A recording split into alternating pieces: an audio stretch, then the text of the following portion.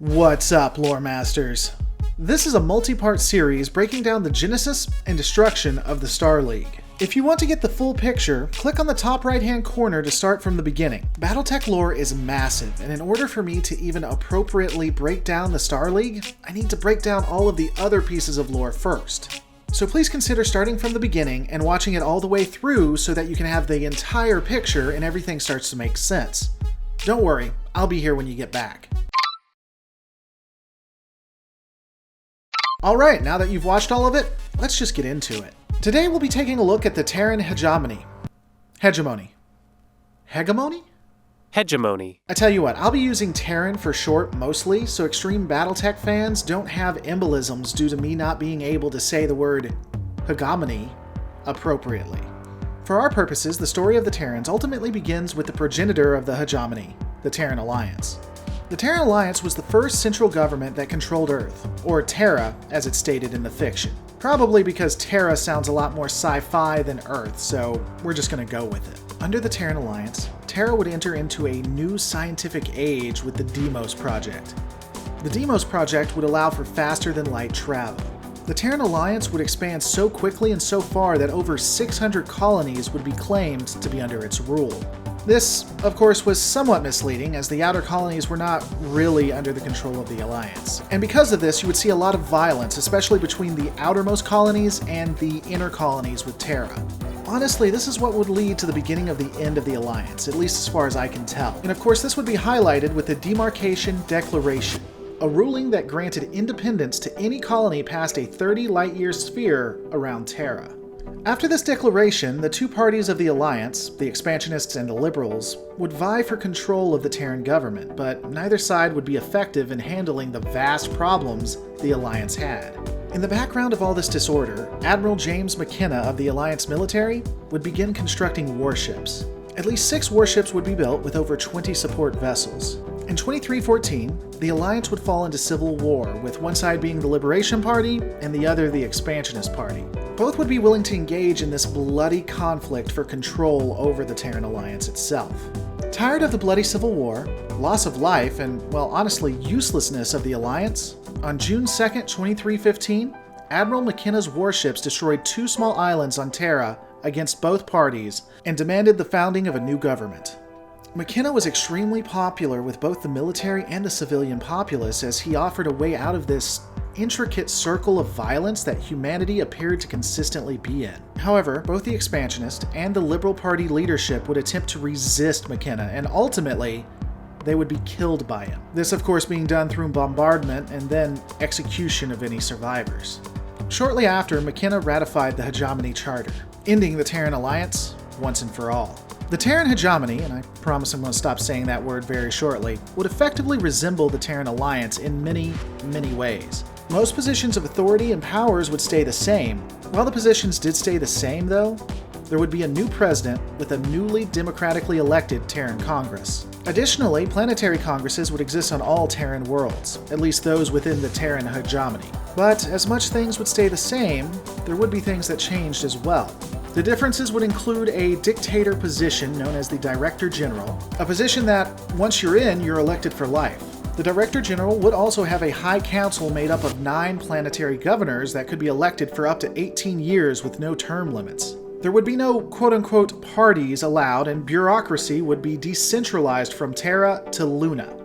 You know Luna, the sci-fi way of saying the moon. And what I am sure was a huge surprise and not pre-planned at all, McKenna would be the first Director General and immediately begin reasserting control over the Sol system.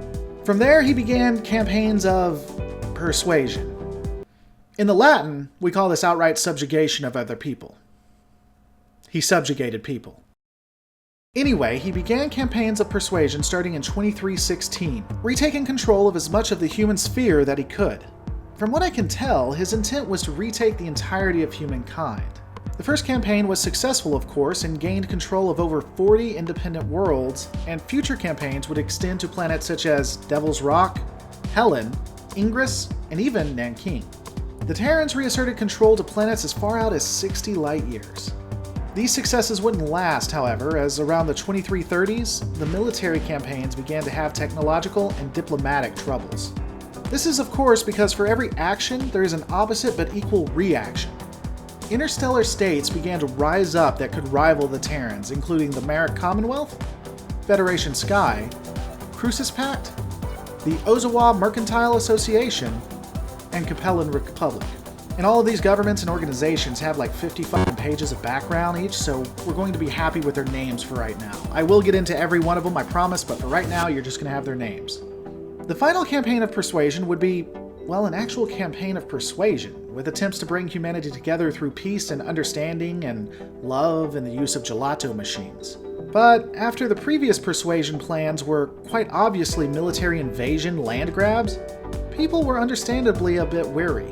There would still be conflict, and McKenna was dishonored when his son bungled the invasion of Galatea, and ultimately his son would court-martial a very well-liked vice admiral. McKenna would be forced to resign over this, and then would die of cancer. 10 days later. Yeah, so he resigns, and then he dies of cancer. I mean, that's just bad luck.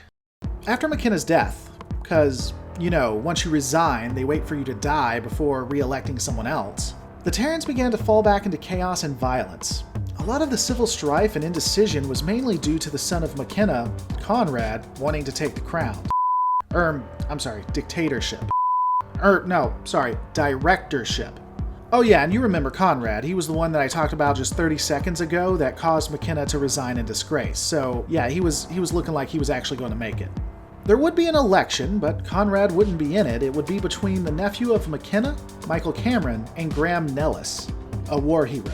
It would be Cameron that won, and he would immediately begin setting the Terrans among a path of scientific exploration. He would also fundamentally change many bureaucratic and political jobs, requiring them to have a merit-based system versus what they were under beforehand. And then, because it's not a good science fiction work without feudalism to help push the universe into a dystopia, Cameron created a nobility caste system that would be utilized throughout the Terran Hegemony. The Nobility Directive would be enacted on January 1st, 2351, and gave 31 men and women titles and land grants. I'm assuming by land grants we're talking like on different colonies and much more vast territory than what we just see on Terra.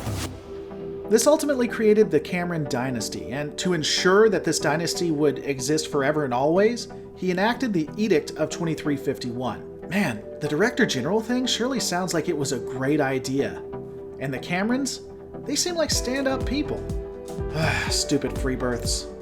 And yes, I know free births didn't exist at this time, it's still a funny joke. Michael Cameron retired in 2367, and his daughter Margaret would take over. Oh hey, Lady Margaret. We talked about her in the Battletech video. Cheers! Margaret would refocus on the Terran military and introduce legislation requiring the draft for the local militia in individual colonies. On a side note, I guess the President and the Congress didn't really do anything? Honestly, they seem useless as I go through this lore. The military draft would also require any citizen of age to serve 1 month per year in military maneuvers until they were 55. It would be at this point that the breakthrough in Myomir technology allowed for the advancement of the work mechs, and ultimately the battle mechs. For those interested, as I stated before, if you wanted to know about the genesis of the battle mech, check in the top right hand corner. Due to these significant advancements, Margaret would institute the Mother Doctrine in 2380, which forbid the sharing of technology and knowledge outside of the Terran Hegemony sphere. This would be enforced until the end of the First Succession War and the destruction of the Terran Hegemony. Oh yeah, spoilers. Suffering from cancer, which I wonder if that's connected to being near a fusion reactor so much, but anyway, Margaret retired in 2382 and her son Raymond Cameron took over. Raymond would continue to push for militaristic action like his mother, and so that would expand under his rule. Raymond was ultimately the worst Director General yet, though, utilizing the military to institute his policy when it was unpopular. And even when he was outvoted and they didn't want him to do it. When his wife became pregnant, which is a problem given that he's sterile, Raymond accused his brother, Brian, of being the father, and charged him with high treason. And then Raymond had a heart attack. Huh. Interestingly, because of this, Brian would be found guilty of infidelity, but not treason, and then become the Director General. Brian's lasting testament would be to make it so that basically it would be impossible for anyone who wasn't a Cameron to become the Director General. Brian also created Castle Brian military complexes, and these would be massive defensive fortresses that would become vital during multiple wars. Okay, so Battletech is starting to read like the Bible, and Cameron begot a Cameron, who begot a Cameron. Oh, didn't we mention that Cameron? Okay. And it's about here where we will be stopping this breakdown, but stay tuned because we're going to be finishing all of this information up, including the fall of the Terran Hegemony.